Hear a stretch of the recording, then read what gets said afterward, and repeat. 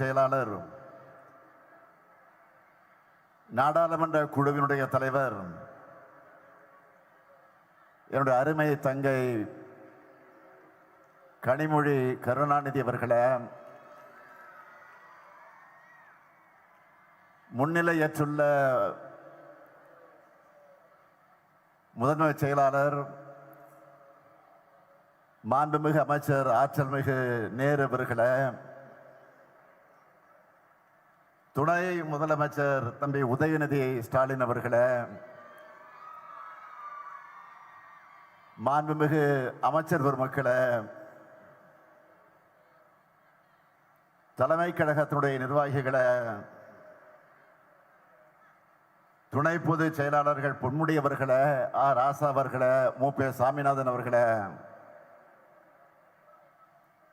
அமைப்பு செயலாளர் RS பாரதி அவர்களை, செய்தி தொடர்பு தலைவர் TK இளங்கோவன் அவர்களை, இணை அமைப்பு செயலாளர் அன்பகம் கலை அவர்களை, துணை அமைப்பு செயலாளர் ஆஸ்டின் அவர்களை, மகளிர் அணியுடைய தலைவர் திருமதி விஜயா தாயன்பன் அவர்களை, மகளிர் அணியினுடைய செயலாளர் எலன் டேவிட்சன் அவர்களை, தொண்டரணியின் செயலாளர் நாமக்கல் ராணி அவர்களை, மற்ற மாநில மகளிர் அணியினுடைய நிர்வாகிகளை,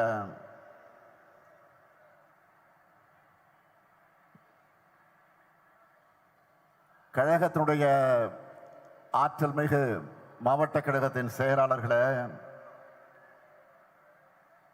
முன்னாள் அமைச்சர் பழனிமாணிக்கம் அவர்களை, முன்னாள் அமைச்சர் வைத்திலிங்கம் அவர்களை, நாடாளுமன்ற சட்டமன்ற உறுப்பினர்களை, பெருந்திரளாக செயல் வீரர் அருமை சகோதரர் துரை சந்திரசேகர் அவர்களை, திரளாக திரண்டிருக்கக்கூடிய பெரியோர்களை, தாய்மார்களை, அருமை சகோதரிகளை, என் உயிரோடு கலந்திருக்கக்கூடிய தலைவர் கலைஞர் அவர்களின் உயிரினும் உயிரான அன்பு உடன்பிறப்புகளை, உங்கள் எல்லோருக்கும் என்னுடைய மாலை வணக்கம். வீட்டை மட்டுமல்ல, கழகத்தை நாங்கள் காப்போம் என்கிற உணர்வோடு கருப்பு சிவப்பு கடல் போல திரண்டிருக்கீங்க. வீட்டையும் கழகத்தை மட்டுமல்ல, நம்ம தமிழ்நாட்டையும் ஏன் இந்திய நாட்டையும் காக்க நாங்கள் தயார். யாருக்கு நாங்கள் சிறைச்சவங்கள் என்ற துணிச்சலோடு திரண்டிருக்கீங்க. தஞ்சை மண் கம்பீரமான மண், மன்னர்களுக்கெல்லாம் மன்னரான ராஜராஜ சோழன் ஆட்சி செய்த சோழ மண் இந்த மண். கம்பீரமாக நிற்கக்கூடிய பெரிய கோயிலும், காலங்கள் கடந்தும் உறுதியாக நிற்கக்கூடிய கல்லணையும் நிலைத்து நிற்கக்கூடிய மண் இந்த தஞ்சை மண். நவீன தமிழ்நாட்டின் சிற்பியான நம் உயிர்நிகர் தலைவர் முத்தமிழறிஞர் தலைவர் கலைஞரை கொடுத்த மண் இந்த மண். ஒருங்கிணைந்த தஞ்சை மாவட்டத்தில் பிறந்து காவேரி நீரை குடித்து வளர்ந்தவர் நம்முடைய தலைவர் கலைஞர். ஏன் நானும் டெல்டாக்காரன் தான்.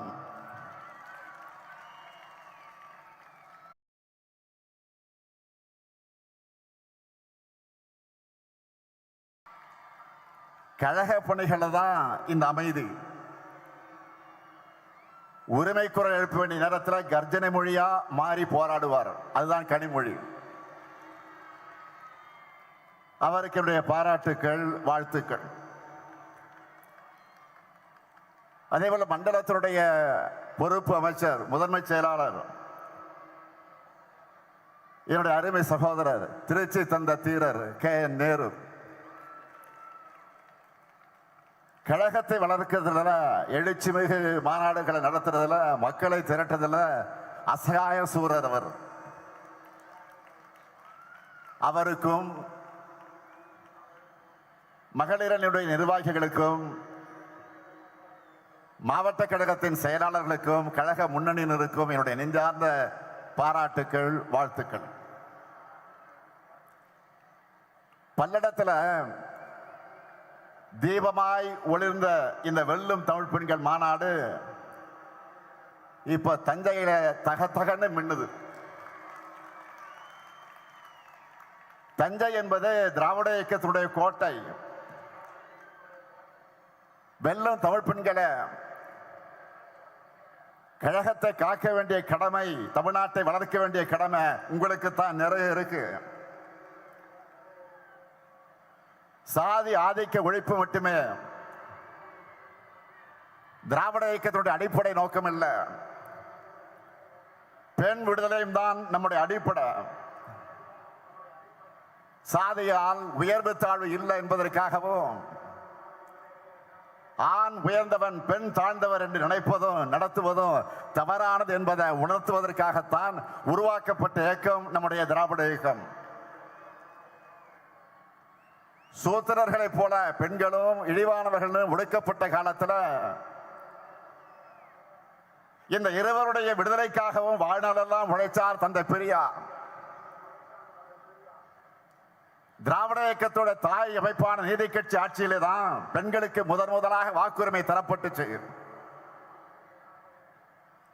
அந்த வழித்தடத்தில் வந்த பேரறிஞர் அண்ணா அவர்கள் சுயமரியாதை திருமண சட்டத்தை நிறைவேற்றினார். பெண்களுக்கு சொத்துல சமபங்கு உண்டு என்று கொடுத்தார் நம்முடைய தலைவர் கலைஞர். இது 1929ஆம் ஆண்டு தந்தை பெரியார் போட்ட தீர்மானம். அதை 1989 நிறைவேற்றியவர் முதலமைச்சராக இருந்த கலைஞர் அவர்கள். பேண்டி காவலர்களை உருவாக்கினவர் கலைஞர். மகளிர் சுய உதவி குழுக்களை உருவாக்கி பெண்களை தொழில் முனைவர்களாக உயர்த்தினவர் கலைஞர்.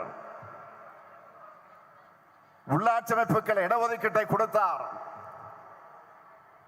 நம்ம திராவிட மாடல் ஆட்சியில இன்றைக்கு 1,30,00,000 சகோதரிகளுக்கு இந்த முத்துவேல் கருணாநிதி ஸ்டாலின் உரிமை தொகை வழங்கி கொண்டிருக்கிறேன். நான் சிஎம் ஆகி முதல் கையெழுத்து பேருந்துகள்ல பெண்களுக்கு கட்டணமில்லா விடியல் பயண திட்டத்துக்கு தான். ஸ்டாலின் பஸ்ஸுன்னு மக்கள் அதுக்கு பேர் வச்சுட்டாங்க. அதுதான் அந்த திட்டத்துடைய வெற்றி. கல்லூரிகளை படிக்கக்கூடிய மாணவிகளுக்கு மாதந்தோறும் 1000 ரூபாய் வழங்குகிற புதுமை பெண் திட்டத்தில் 5 லட்சம் மாணவிகள் பயனடைகிறாங்க.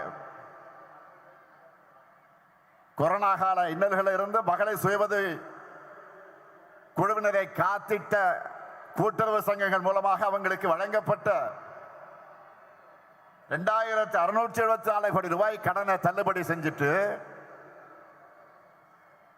17,33,696 சுயஉதவி குழுக்களுக்கு 1,05,235 கோடி ரூபாய் வங்கி கடன் இணைப்புகள் வழங்கி சாதனை படைச்சிருக்கிறோம். மக்களை தேடி மருத்துவ திட்டத்தில்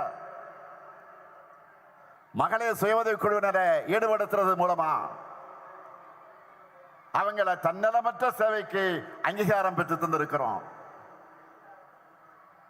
முதலமைச்சரின் காலை உணவு திட்டத்தில் சுயஉதவி குழு மகளிரை பங்கு பெற செஞ்சிருக்கிறோம். பணிக்கு செல்லக்கூடிய மகளிர் பாதுகாப்பா தங்குவதற்கு தோழி விடுதிகளை திறந்திருக்கிறோம். அடுத்த இன்னும் பல மாவட்டங்களில் தொடர்ந்து திறக்க போகிறோம். அனைத்து மாவட்டங்களையும் பாலின வள மையங்கள் துவக்கப்பட்டிருக்கு.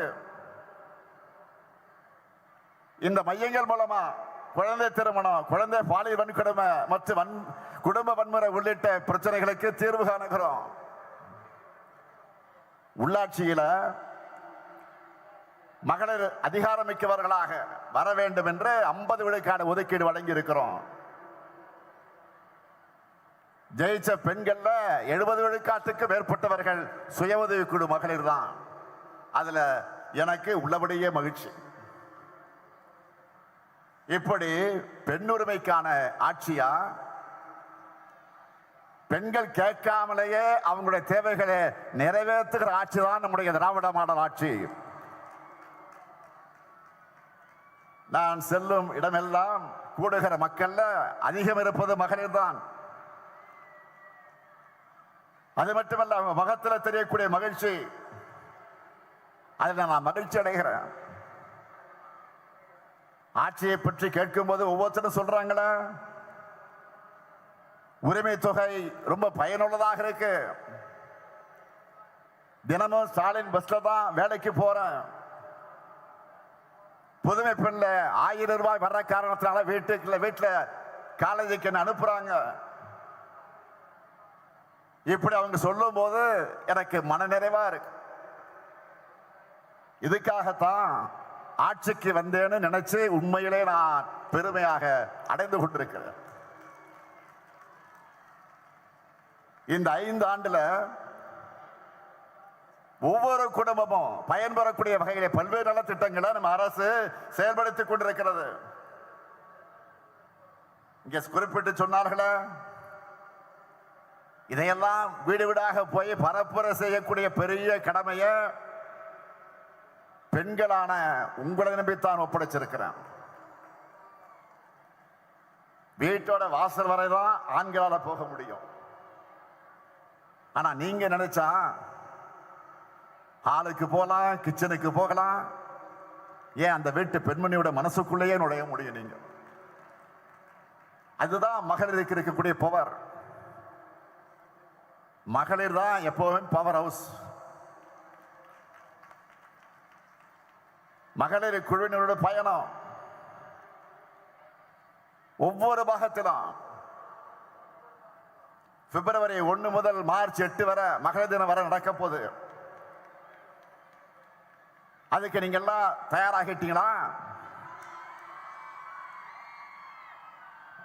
1 பிப்ரவரி 1 8 வரை மகளிர் தினம் வரை நடக்க போகுது பிரச்சாரம். தயாராகிட்டீங்களா? கேட்கல.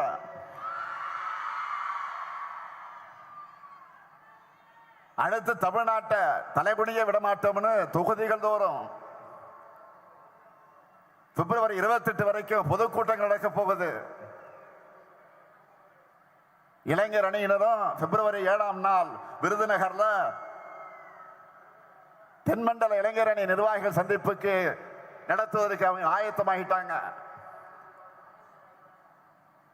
பிப்ரவரி 11 தொடங்கி பூத் கமிட்டி மாநாடு மண்டல வாரியாக நடக்க போகுது. துணை முதலமைச்சர் பேசும்போது சொன்னாரு, மாதம் ஒரு மாநாடு. ஆனா பிப்ரவரி மாதம் மட்டும் 5 மாநாடு நடத்த போறோம். 4 வாரம் தான், ஆனா 5 மாநாடு. இவற்றுக்கெல்லாம் முத்தாய்ப்பாக மார்ச் 8ஆம் நாள் தீரர்கள் கோட்டமாம் திருச்சியில 10 லட்சம் உடன்பிறப்புகள் கூடுகிற மாநில மாநாட்டை பேரிழச்சோடு நடத்த போறோம். அதனால சொல்ற, ஜனநாயக போர்க்களத்தில் வெற்றியை பெற வரைக்கும் உடன்பிறப்புக்கான உங்களுக்கு, உங்களை வழிநடத்தக்கூடிய இந்த தலைமை தொண்டரான எனக்கும் ஓய்வில்லை, உறக்கமில்லை. உங்களுக்கு ஓய்வு கிடையாது. முக்கியமா மகளிர் அணியான நீங்க பரப்புரையோட முன்கள வீராங்கனைகளாக நிக்கணும். ஏன்னா எதிரணியரோட பொய் பிரச்சாரங்களை பெண்களான உங்களால தான் முறியடிக்க முடியும். வாதத்தால உங்களால தான் வெல்ல முடியும். அதனாலதான் நான் அதிகமாக உங்களை நம்புறேன். பெண்களையும் இளைஞர்களையும் தான் நான் நம்புறேன். சொன்னார்களே, 2 நாளைக்கு முன்னாடி தமிழ்நாட்டுக்கு வந்த மாண்புமிகு பிரதமர் மோடி அவர்கள் ஏராளமான பொய்களை சொல்லிட்டு போயிருக்கிறார். உலக வரைபடத்தில் இருக்கக்கூடிய அத்தனை நாடுகளுக்கு போயிட்டு தேர்தல் காலங்களில் இந்தியாவுக்குள்ள வருவார் நம்ம பிரதமர். இப்ப தமிழ்நாட்டுக்கு கனிமொழி சொன்ன மாதிரி தேர்தல் சீசன்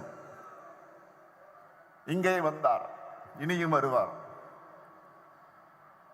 பிரதமர் வருகிறார் என்றதும் அவர்கிட்ட நான் பல கேள்விகளை முன்வச்சேன். 2 நாளைக்கு முன்னாடி வருவதற்கு 2 நாளைக்கு முன்னாடி நான் சில கேள்விகளை வச்சேன்.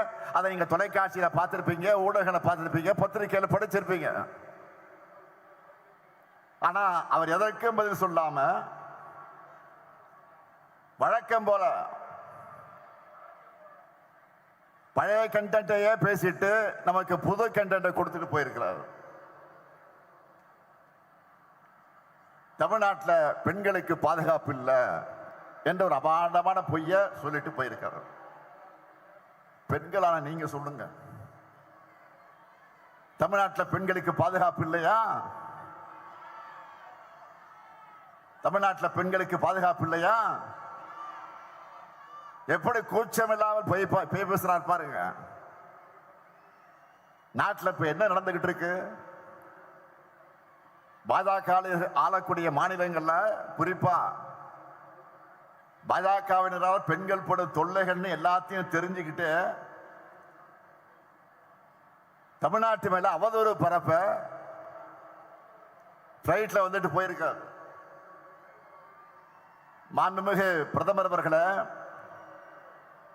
ஆயிரக்கணக்கான பெண்கள் கூடியிருக்கக்கூடிய இந்த மாநாட்டு மேடையிலே நின்று கொண்டு நான் தலை நிமிர்ந்து சொல்லுகிறேன், இந்திய மாநிலங்களிலேயே பெண்களுக்கு பாதுகாப்பான மாநிலம் எங்க தமிழ்நாடு தான். அடிச்சு சொல்றேன்.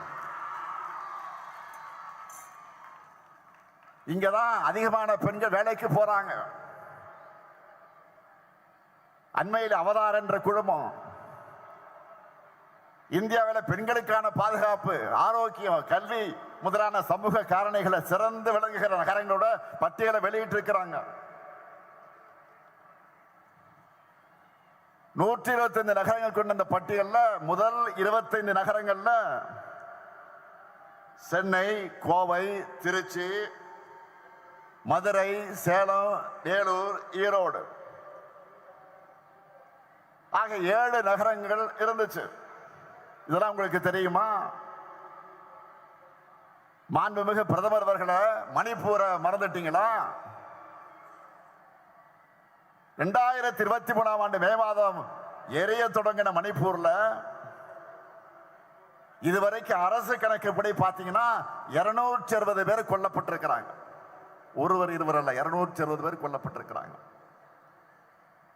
ஆனா உண்மையான எண்ணிக்கை இன்னும் ஒரு மடங்கு இருக்கும். 3000 பேர் காயமடைஞ்சிருக்கிறாங்க. 1 லட்சம் பேருக்கு மேல மாநிலத்தை விட்டு இடம் பெயர்ந்துட்டாங்க, ஊரை விட்டே போயிட்டாங்க, மாநிலத்தை விட்டு போயிட்டாங்க. 3 ஆண்டுகளாக இயல்பு வாழ்க்கை பாதிக்கப்பட்டிருக்கு மணிப்பூர்ல. இத்தனைக்கு ஒன்றியத்தை ஆள்றது, மணிப்பூரை ஆண்டது பாஜக தான். ஆனா அவங்க டபுள் இன்ஜின் ஓட்டின டப்பா இன்ஜின் மணிப்பூர் மக்களை ஏன் காப்பாத்தல? மணிப்பூருடைய முதலமைச்சர் பிரேன் சிங் வீடு, அமைச்சர்கள் வீடு, எம்எல்ஏக்கள் வீடு, பிரேன் சிங் மருமகன் எம்எல்ஏவா இருக்கிறாரு, அவருடைய பெயர் இமோ சிங், அவருடைய வீடு எல்லாத்தையும் போராட்டக்காரர்கள் தாக்கி இருக்கிறாங்க, அடிமட்டமாக்கி இருக்கிறாங்க. ஆனா மணிப்பூரை ஆண்ட பாஜகவால ஏன் அமைதியை ஏற்படுத்த முடியல? இதுதான் பாஜகவுடைய லட்சணமா? மாண்புமிகு பிரதமர் அவர்களே, போய் மணிப்பூரை உத்தரப்பிரதேசம் பாருங்க. ஒட்டுமொத்த இந்தியாவுக்கு பாஜக ஆளக்கூடிய மாநிலங்கள், அந்த 2 மாநிலங்கள் மூலமாகத்தான் போதைப் பொருட்களை பரவுதுன்னு ஆதாரங்களோட செய்தி வர்றது பத்திரிகை நீங்க படிக்கலையா? இது எல்லாத்தையும் மறைச்சிட்டு அமைதியான தமிழ்நாட்டு மேல அவதூறு பரப்பாதீங்க. அடுத்து தங்களுக்கு சாதகமான ஊடகங்கள் மூலமா நெரேட்டிவ் செட்டப் பண்ண பிரதமர் கலந்துக்கிற பொதுக்கூட்டத்தை நடத்தி இருக்கிறாங்க. ஏதோ புதுசா கூட்டணியை உருவாக்கிட்ட மாதிரி அவரும் தோல் உயர்த்தி இருக்கிறார். நல்லா கவனிங்க, தோற்ற கூட்டணியை புதுப்பிச்சுட்டு அதுக்கு பில்டப் கொடுத்துருக்குறாங்க. அந்த கூட்டணியில் இருக்கிற எல்லாருமே இடி, ஐடி, சிபிஐன்னு ஏதோ ஒரு வகையில் பாஜக கிட்ட சிக்கி அந்த வாஷிங் மிஷின் தங்களையும் விழுக்காதான் என்ற நப்பாசையில கையை கட்டி உட்கார்ந்து இருக்கிறாங்க. ஏற்கனவே இதே பாஜக அதிமுக கூட்டணி 2019 தேர்தலையும் 2021 தேர்தலையும் ஒன்னா நின்று பார்த்தாங்க, தோற்று போனாங்க. அடுத்து 2024 தேர்தலில் அதிமுக பாஜக என்கிற வேஸ்ட் லக்கேஜ கேட்டுட்டு நிக்கலான்னு அப்புறமா சேர்ந்துக்கலான்னு மறைமுக கூட்டணியா வந்தாங்க. ஆனா அந்த கெட்டப்பில் வந்தாலும் உங்களுக்கு கெட் அவுட் தானே தமிழ்நாட்டு மக்கள் திரும்ப திரும்ப சொல்லிட்டாங்க. இப்ப திரும்ப பழையபடியே உடைஞ்சு போனதெல்லாம் ஒட்டி எடுத்துக்கிட்டு புதுசா என்டிஏ அரசுன்னு சொல்லிக்கிட்டு வந்திருக்கிறாங்க. எல்லாருக்கும் தெரியும் பாஜக அதிமுக கூட்டணி கட்டாயத்தால் உருவாகி இருக்கக்கூடிய கூட்டணி, மிரட்டலால் உருட்டலால் உருவான பிளாக்மெயில் கூட்டணி, உண்மையான அதிமுக தொடர்களுடைய விருப்பத்திற்கு எதிராக அமித்ஷா அவர்களால் திணிக்கப்பட்ட கூட்டணி, முழுக்க முழுக்க தன்னுடைய சுயலாபத்திற்காக வழக்குகளிலிருந்து தன்னை காப்பாற்றிக்க, தன்னுடைய பதவியை தக்க வச்சுக்க பழனிசாமி உருவாக்கின சுயநல கூட்டணி. டெல்லிக்கு ரகசியமா பல கார்கள்ல மாறி மாறி போய் அங்க வழக்குகளை காட்டி மிரட்டினதும், ஏசி கார்லயே ஒருத்தருக்கு முகமெல்லாம் வேர்த்து விறுவிறுத்து போச்சு. எப்படி கட்சி வச்சு தொடச்சுக்கிட்டு வந்தாரு நாடே பார்த்துச்சு. அந்த காட்சி நாமும் பார்த்தோம். பாஜக என்ன நினைக்கிறாங்க? திரும்பவும் தங்களுடைய கண்ணசவைக்கு ஏற்ப தலையாட்டுகிற எடுபடிகளை வச்சுக்கிட்டு டெல்லியிலிருந்து தமிழ்நாட்டை ஆளலாம்னு பாஜக நினைக்குது. உங்களுக்கு தக்க பதிலடைய தமிழ்நாடு தரும். அதிமுக ஆட்சி என்ற பேர்ல பாஜகவோட பிராக்சி ஆட்சி நடந்ததையே ஏத்துக்காதவங்க தமிழ்நாட்டு மக்கள். இப்ப வெளிப்படையா பாஜக அரசுனே சொல்லிட்டு வந்தா உங்களை எங்களோட எல்லைக்குள்ளேயே அனுமதிக்க மாட்டோம். நடக்க போற தேர்தல் என்டிஏ வெர்சஸ் மதசார்பற்ற முற்போக்கு கூட்டணி கிடையாது. NDA versus Tamil Nadu. மறந்துடாதீங்க. தமிழ்நாடு என்றாலே தமிழ்நாட்டு மக்களுக்காக உண்மையா உழைக்கிற, நாடே திரும்பி பார்க்கக்கூடிய செயல் திட்டங்களை செயல்படுத்துற, தலை நிமிர்ந்து தன்மானத்தோடு போராடுகிற திமுக தான். எனவே மதச்சார்பற்ற முற்போக்கு கூட்டணிக்கு மீண்டும் வெற்றியை வழங்க மக்கள் தயாராகிட்டாங்க. பெண்கள், மாணவர்கள், வணிகர்கள், உழவர் பெருமக்கள், விவசாய தொழிலாளர்கள், நெசவாளர்கள், தொழில் முனைவோர், ஏழை எளியோர், அரசு ஊழியர்கள், ஆசிரியர்கள் எல்லாருக்கும் நம்மை நன்றாக புரிந்து கொண்டு நமக்கு ஆதரவை தொடர்ந்து தந்து கொண்டிருக்கிறார்கள். அவங்களுடைய நன்மதிப்பை, நம்பிக்கை நாம் பெற்றிருக்கிறோம். நான் என்னை விட அதிகமாக நம்புறது நம்முடைய தமிழ்நாட்டு மக்களைத்தான். எனவே என் மீது நம்பிக்கை வைத்திருக்கக்கூடிய மக்களை நாம் தொடர்ந்து சந்திச்சுக்கிட்டே இருக்கணும்.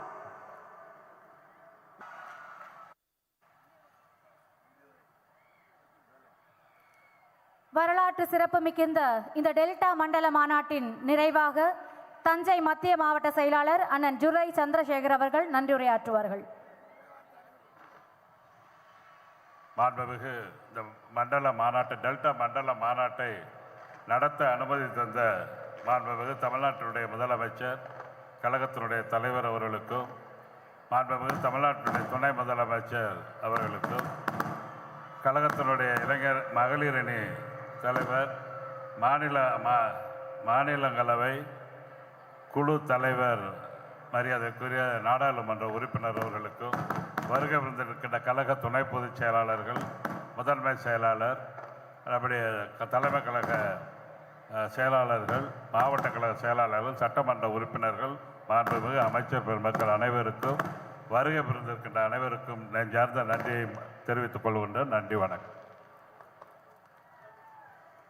இந்த மாநாடு நடைபெறுவதற்கு வெள்ளாமை இருக்கின்ற போதே முதலமைச்சருக்காக எதை வேண்டுமானாலும் எடுத்துக்கொள்ளுங்கள் என்று சொல்லி இந்த பகுதி மக்கள் நிலங்களை தந்து